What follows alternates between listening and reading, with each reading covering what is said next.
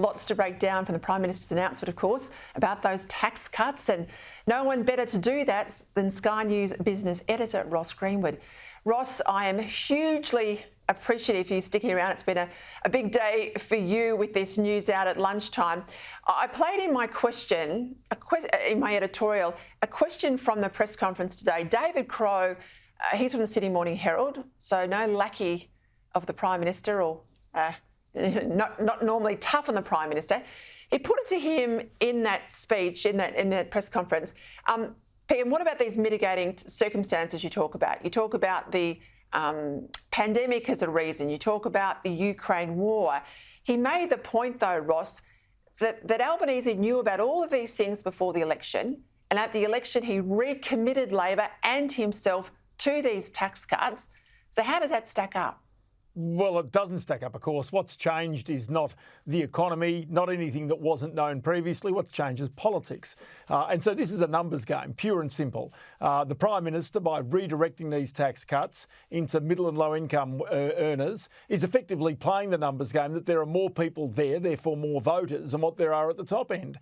And so this is not an economic measure, because the reality is that the one brilliant piece of tax reform that the Morrison government did was to get rid of the 37 cents in a dollar tax bracket, which meant that anybody earning between $45,000 and $200,000 would pay the same top rate of 30 cents in a dollar, which would give incentive for people to work harder, incentive for people not to dodge their taxes, incentive for people to go and get a second job if they needed more money, therefore adding to the labour force. So, the point is here that behaviour is changed by changes in tax policy, and really this, in many ways, is the wild card of what the government has done, and is the reason why Treasury and even the Reserve Bank are sitting and watching to see how behaviour will change in the future. All right, well, take us through the detail. We had a bit of speculation earlier in the week. Where did we land?